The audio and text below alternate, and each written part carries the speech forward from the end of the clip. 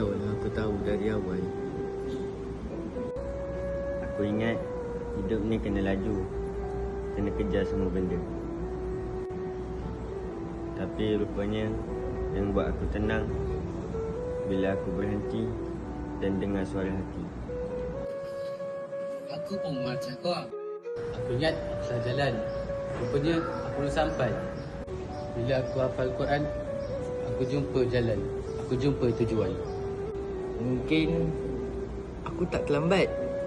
Mungkin ini permulaan.